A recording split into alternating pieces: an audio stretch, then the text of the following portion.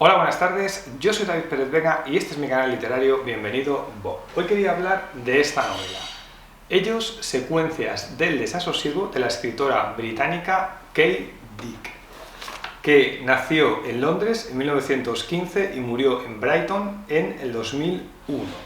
Cuento un poco la historia de cómo llegué a esta novela. A ver, yo en el mail recibo la prensa de casi todas las editoriales de España. Alguien cogió mi correo electrónico y lo metió en una base de datos para las editoriales y yo recibo la publicidad de las editoriales como si fuera, no sé, pues un periodista literario o algo así. Entonces, de Automática Ediciones llevo recibiendo información desde hace un montón de años. Me parece una editorial muy interesante. Os voy a dejar en la caja de comentarios, os voy a dejar un enlace a la editorial para que le echéis un vistazo si no la conocéis. Me gusta sobre todo porque, por ejemplo, está sacando libros de rusos del siglo XX o incluso, no sé si actuales, del siglo XXI, no solo de Rusia, sino de los países del este, y son libros como muy bien hechos, muy cuidados, muy bonitos, y tenía curiosidad por leer alguno, y entonces justo me llegó al correo el 23 de mayo, que era mi cumpleaños, la información sobre esta novela, y no sé, ahí me relajé y se lo pedí porque a veces estoy como controlando, no pidas más, porque tienes mucho acumulado por leer, luego te agobias, no sé qué, pero Automática no había leído nada y quería leer algo, y la historia del libro y de la autora contado en el dossier de prensa me pareció bastante interesante. Es decir, esta novela, Ellos, secuencias del desasosiego, se publicó en Gran Bretaña por primera vez en 1977 y era una novela que estaba descatalogada y se había quedado olvidada, y una agente literaria, pues de repente en una librería de segunda mano lo encontró de casualidad, se puso a leerlo, le pareció buena y le pareció que era una novela que merecía la pena ser rescatada. Se ha rescatado en 2022 en Gran Bretaña con éxito y luego se ha traducido a otros idiomas, pues al italiano, al francés, no sé si alemán, español, bueno, a varios, y está teniendo éxito y buenas críticas. Por ejemplo, en el dossier de prensa se hablaba de la opinión de la gran escritora canadiense Margaret Atwood, la del cuento de la criada, que decía que era una novela muy moderna, ¿no? Margaret Atwood dice espeluznantemente profética. La autora, Kate Dicke, trabajaba en la librería Foyles de Londres y también fue la primera mujer en dirigir una editorial inglesa que era P.S. King & Son, y también colaboró en muchas revistas y periódicos. Además, era lesbiana, creo que estaba con otra escritora, y bueno, parece uno de estos perfiles interesantes para rescatar el libro. La novela es corta y está dividida en 9 capítulos. Está narrada en primera persona y el lector nunca va a acabar de saber el nombre del narrador o si es una narradora, porque se evita cualquier referencia al género. Yo esto estaba como pendiente y luego ya leí a posteriori, cuando leí con más detalle el dossier de prensa, que realmente está hecha la novela para que no se sepa si lo cuenta un hombre o una mujer. No lo he dicho, la traducción y notas son de Enrique Maldonado Roldán. De hecho, a ver si me acuerdo de ir hablando de los traductores de las novelas y los libros que leo, porque es una labor importante. El libro está muy, yo creo que muy bien traducido, no tiene ninguna errata. Vale, entonces el libro está ambientado en las costas del sur de Inglaterra. Nos acercamos hacia una comunidad de artistas que tratan de continuar elaborando sus obras, que son de pintura, música, escritura, mientras hay unas bandas de personas descontroladas que recorren el país evitando que estos artistas se dediquen a su obra. Por ejemplo, en la página 2 podemos leer que los libros de Oxford están desapareciendo. El narrador, bueno, voy a considerar que es un narrador para simplificar, no para estar todo el rato diciendo el narrador o la narradora, pues digo que es un narrador genérico y ya está. Por ejemplo, trata de recordar los poemas de Keats porque piensa que va a haber un momento en el que no va a poder tener a mano los libros para poder consultar esos poemas. El narrador vive solo y después de una visita a unos otros artistas que viven cerca, cuando vuelve a su casa, ve que le falta en sus estanterías el ejemplar de Middleman de George Eliot. En la página 17 se nos informa que ellos no entran en las casas mientras los inquilinos se encuentran dentro, y solo aplican medidas agresivas cuando alguien se pasa del límite. Lo que pasa es que este límite no está demasiado claro y de hecho se supone que estas personas actúan sobre la gente que genera arte y también sobre la que lo consume, sobre el lector de esos libros o el que escucha esa música. La narradora escribe en algunos momentos cartas y en otros parece que está escribiendo un manuscrito literario. Algunos personajes pronto pasarán de este límite y, por ejemplo, nos vamos a encontrar con una pintora a la que estas personas externas, ellos, la dejan ciego, y también hay alguien que intenta salvar unos libros de poesía y le queman las manos. Y se dice en el texto, dice, ellos solo atacan a los individuos que oponen resistencia, página 27. Y se supone que ellos, se dice que es un grupo de personas que está entre el 1.000.000 y los 2 millones de individuos.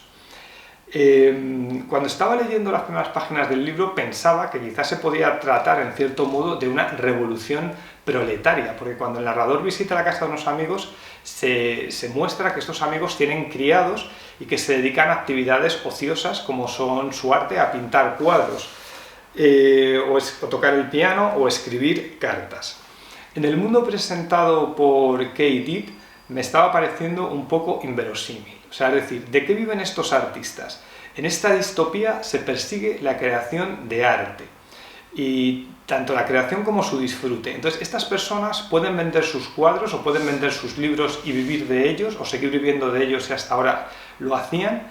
En ningún momento el narrador o sus amigos parecen pasar dificultades económicas, pese a la aparente imposibilidad de dedicarse al que ha de ser su oficio. En algún momento también se habla de unas figuras que lo llaman los segadores, que se identifica con ellos. Y con este término me ha parecido que volvíamos a esta idea de revolución proletaria y quizá haya una crítica soterrada de la Unión Soviética y sus países satélite. Dice, en esta novela los protagonistas, cuando hablan de trabajar, siempre se refieren a sus creaciones artísticas. Leo literalmente. A lo largo de 9 días trabajamos cada cual a su manera, estimulándonos mutuamente con energías renovadas. Fruto de la presión, nuestras obras avanzaban rápidas y con más fuerza. En la página 69 nos enteraremos de que hay unos cupones de suministro, que los artistas perseguidos también están recibiendo. Así que se insinúa que en este mundo donde hay unas bandas descontroladas que persiguen a los artistas, se ha pasado a una dictadura donde estos artistas perseguidos, pero a la vez también reciben subvenciones del Estado. Literalmente dice, representamos un peligro, el inconformismo es una enfermedad, somos posibles fuentes de contagio, nos ofrecen oportunidades de, Reed chasqueó ligeramente la lengua, de integrarnos. El rechazo queda documentado como respuesta hostil. En más de un caso, las reglas que parecen regir el mundo que dibuja Kate Dix cambian de un capítulo a otro. En el dossier de prensa, que he leído después de leer el libro con más detalle, se habla de una novela en relatos o de secuencias de historias asfixiantes. Se evita un poco el término novela. Dice, hay momentos en los que las personas disidentes se los llevan a unos centros donde acaban sedados. Y dice literalmente, la única luz proviene de las pantallas de los televisores que están siempre encendidos. Esta historia también se mostraba en Fahrenheit 451 de Ray Bradbury, que es uno de los referentes más claros de esta obra.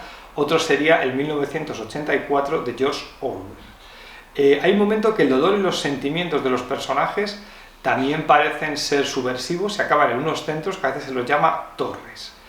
Y vuelven a la vida normal convertidos en personas vacías, en zombies. Y ya hay un momento que la sociedad que se plantea aquí no solo parece perseguir a los artistas, sino a cualquier individuo que simplemente siente dolor. De nuevo no se sabe si estas personas reeducadas y que parecen zombies tienen que trabajar de algún modo económico para conseguir su sustento. También hacia el final se habla de que esta sociedad no tolera el trabajo individual y los artistas tienen que juntarse en equipo para colaborar. Esta idea me ha parecido ya que sí que era directamente una crítica a la Unión Soviética y los países satélites en su empeño de la creación del hombre nuevo, lejos de peligrosos individualismos. O también de repente el amor se convierte en antisocial y es perseguido. En ellos también hacia el final del libro se habla de unos excursionistas que no son directamente el aparato represor del Estado, estas bandas incontroladas, sino que parecen seguir los rastros de estas personas que sí que pueden ejercer la violencia con otros y parecen disfrutar con ello. Perdón. Dice, y acaban generando su propia violencia. Ay, me ha dado ahora por estornudar. Vale, el estilo del libro es rápido y está hecho con frases cortas. Voy a mostrar un párrafo que está en la página 28. Miramos el mar. El sol volvía a brillar. Suaves tonos rosáceos ensombrecían las olas ya en calma. Los espigones adquirieron una nueva dimensión. El embarcadero, inacabado, tenía un aspecto espléndido, como un objeto prehistórico de inmensa solidez. Era una panorámica imponente. No sé si se ha notado cuando he hecho las pausas que había un montón de puntos en el párrafo. Estas descripciones suelen hablar de la naturaleza y el entorno y son bellas. Y también la novela es profusa en diálogos entre personajes que entran, no hay mucha continuidad, tampoco los personajes entran y salen, suelen ser artistas que se visitan unos a otros, que viven en Londres, que van de Londres a la campiña, a esta costa del sur de Inglaterra. Yo como teoría creo que cuando un escritor propone un mundo que se aleja del real, sea porque es una novela de terror, una novela fantástica, una novela distópica, creo que las reglas de este mundo tienen que estar muy claras para que el lector las reconozca y sepa qué terreno está pisando. Cuando esto no ocurre, cuando las reglas del mundo que se dibuja van cambiando, a mí lo que me ocurre, al menos como lector, es que me voy planteando cuáles son los límites de este mundo, si este mundo tiene una coherencia interna, y ya he comentado que en esta obra hay un momento que me ha parecido que no la tenía, porque estos personajes perseguidos por el arte, que se supone que viven de eso, no entiendo cómo pueden vender sus obras o cómo pueden seguir viviendo de eso y no pasan por penurias económicas.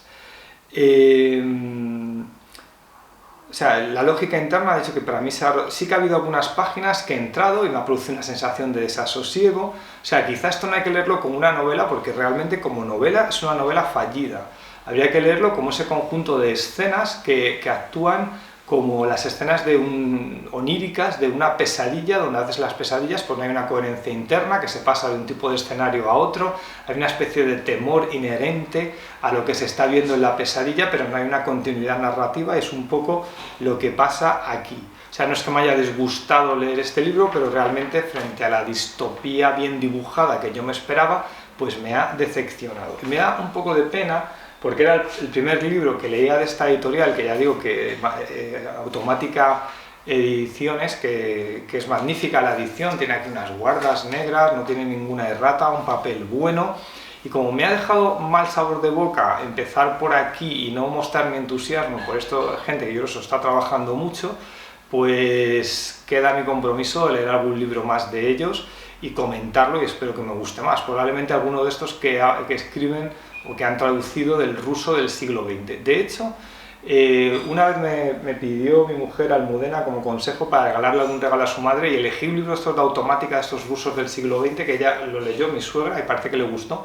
Pues a ver si se lo pido, me lo deja y lo comento aquí y me quito esta espina que se me ha quedado con Automática, que ya lo siento.